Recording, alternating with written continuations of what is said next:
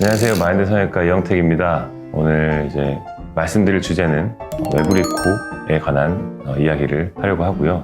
수술하는데 어떻게 다른지, 또 실제 어떤 코들이 매부리 코라고 하는지, 그리고 그런 코들을 어떻게 수술을 했을 때 결과가 나오는지, 그런 부분들을 좀 실제 사례와 함께 설명을 간략하게 해드리고자 합니다.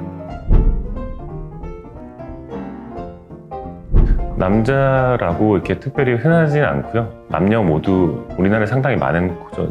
매부리가 이제 심한 매부리가 있고 약한 매부리가 있다 뿐이지, 저희끼리 이제 가끔 하는 얘기로는 매부리가 없는 코는 없다라는 얘기도 가끔 하거든요. 그게 뭐냐면 뼈가 끝부분이 좀 솟아있거나 튀어나와 있는 분들이 오히려 절반 이상의 비율로, 실제로 수술할 때는 뼈를 많이 다듬진 않지만 살짝은 다듬는 경우가 더 많아요. 그래서 엄밀하게 말하면 누구나 다 매부리가 있지만 공격적으로 좀 처리를 한 다음에 실리콘을 덮을 건지, 아니면 실리콘 없이 그 매부리를 부분적으로 보존하던지, 아니면 완전히 없애서 새로운 라인을, 콧대 라인을 만들어주는 게 유리할지, 그런 판단을 수술 전에 하고 상의를 하게 되는 편입니다. 첫 번째 보시면 이제 남자 매부리 코인데, 매부리가 상당히 심해 보이진 않아요. 근데 매부리를 좀 주요 컴플레인으로 내원을 하신 분이고, 콧대가 상당히 높은 편이죠. 높다고 표현해도 되는데 과하게 높은 걸 매부리하고 바꿔서 말할 수도 있는 거고, 콧대를 좀 낮추고 코끝을 높여서 코가 좀 라인이 좀 일정하게, 아니면 좀 반듯하게 좀 뻗어 나갈 수 있게 만들어 주기를 좀 희망하시는 분이었고, 이분은 이제 매부리를 살짝 다듬고 오히려 코끝을 높이면서 매부리를 좀 숨기는 그런 수술을 했던 분이고요. 코끝은 다른 분들하고 똑같이 수술을 하는데, 매부리는 이제 수술 기구로 좀 끝부분이 튀어나온 부분을 조금 다듬어서 낮춰주는 그런 수술을 했던 사례입니다.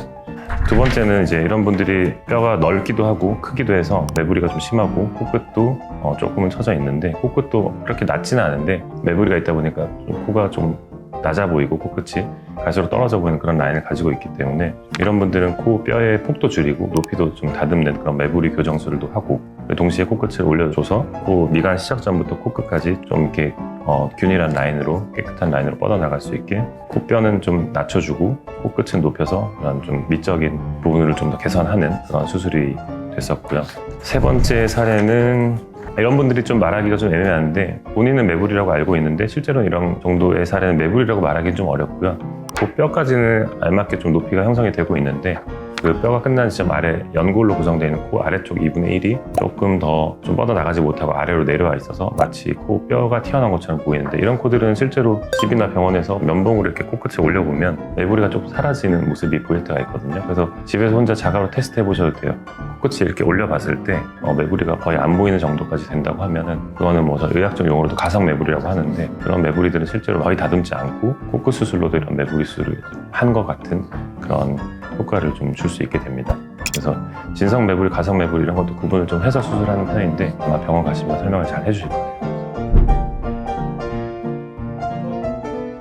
저희가 수술할 때 중요하게 생각하는 부분인데, 남자들은 매부리 좀 남겨도 괜찮다고 생각을 하거든요. 그래서 너무 과하게 닦지 않고 조금 남아도 괜찮으니, 오히려 매부리가 좀 있게 해달라는 분들도 있거든요. 자연스러움 강조하기 위해서. 콧대를 너무 낮추면 안 된다. 그래서 너무 많이 깎아서 버선코나 직반버선처럼 만들어버리면 조금 남성적인 코에서 모양이 좀 헤쳐지기 때문에, 그런 것들은 좀 저희가 주의해서 하는 편입니다.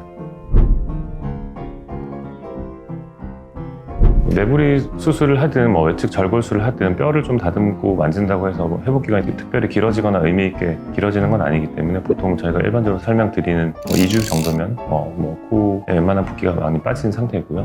매부리 다듬는다고 해서 더 위험하거나 회복 기간이 길거나 더 붓기가 심하거나 하는 건 전혀 없고, 그냥 결과에만 좀 다를 뿐입니다.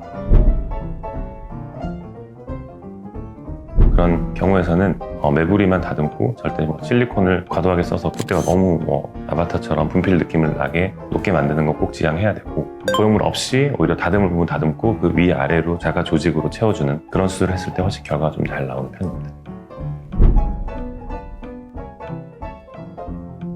뼈 골절 수술은 이제 비개방으로 이제 콧구멍 속으로 이렇게 정복술을 하게 되는데, 그런 것들은 수술 필드에 영향을 주거나 어떤 수술 흔적을 남기는 경우는 드물기 때문에 그런 걸 재수술이라고 하지는 않고요. 그냥 수술하기 전에 뭐모양이나 틀어진 데 없는지, 특히 다시 교정하거나 다듬을 부분은 없는지만 체크하고, 그걸 특별히 재수술이라고 이렇게 카테고리에 넣지는 않습니다. 사용지식 캐치, 마인드 캐치.